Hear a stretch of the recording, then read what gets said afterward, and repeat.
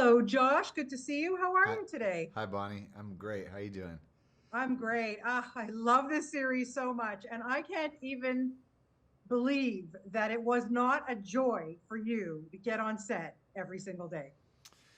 I mean, I can't overstate how much of a joy it was. We all just keep talking about it even now. We were blown away on a daily basis by who was showing up. I mean, it was like, oh, wow, it's Carol Burnett. Oh, wow, it's Bruce Dern. Oh, Laura's here today. It's like every day was this like embarrassment of riches.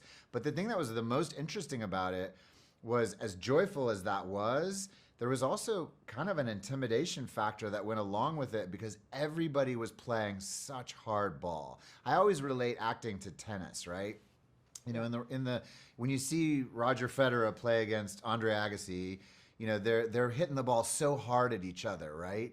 And I feel like that's what we had every single day, every single scene, whether it's me against Kristen or Kristen against Ricky, or and I don't say it's not competitive, but it No, kind of no. is because everyone was bringing so much passion, so much commitment to the work and to the script and their preparation every night.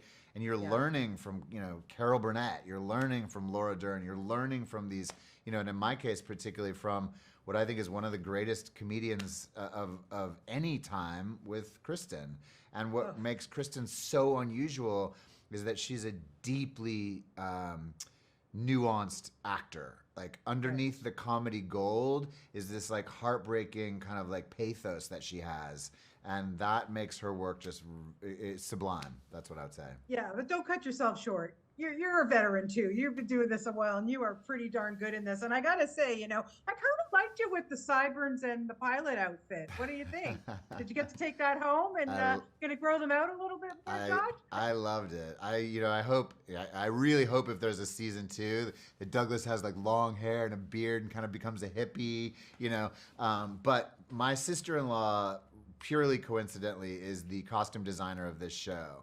And the level of detail that went into the costumes, like, so that is an Unreal. actual TWA 1969. I mean, she was that precise. They Wow. found the exact pilot's uniform from, and honestly, it's horrible to wear because it's basically just thick polyester. You can't even imagine being on an international flight with that thing. It would be terrible. But Yeah. I love that those looks, like that they would go, like back in the day, they would go sit in those lounges before their flights, and flying still at that point had this real magic to it. This For this sure. this special, people dress up, right?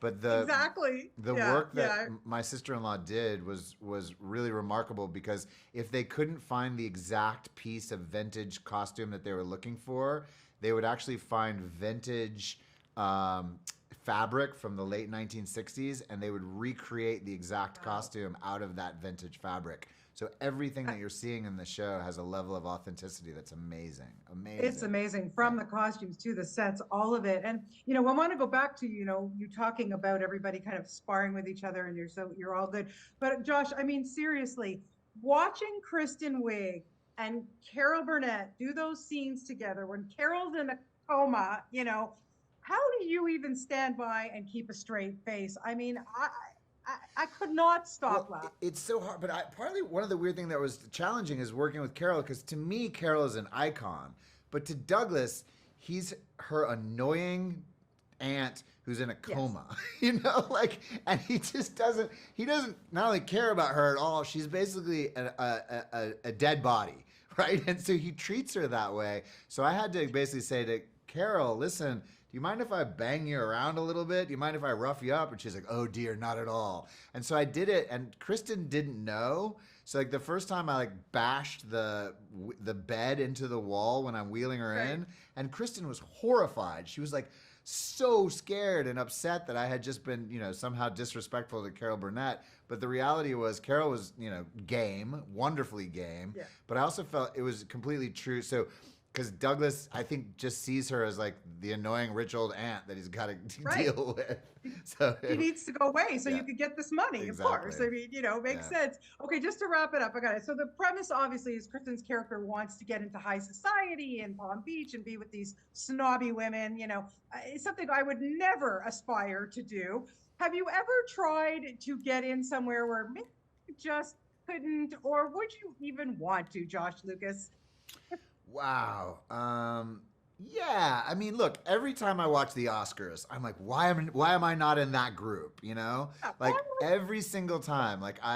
And I mean that in a good way and in a bad way because it's aspirational, right? I really believe Palm Royale, in a weird way, is the equivalent of the Oscars to these people. And so right, myself, and honestly anybody in this business, they can lie and say they don't care about awards and all that, but the true high water mark of the Oscars and the glamour of the Oscars, like it's something that we all yearn for, whether you will admit it or not. And if you're in this business and you see why, I think that's why people have such an emotional reaction when they win, is because it's been so hard to do actually, and so much most people feel like an outsider when they come into this business, and you spend right, your whole life in this business kind of wanting the next good big job, and these ones, when we get to do them like this, they are the payoff, because the joy of being around this group of people, and going to have dinner with Carol Burnett and listen to her stories yeah, is beyond priceless. beautiful. Yeah.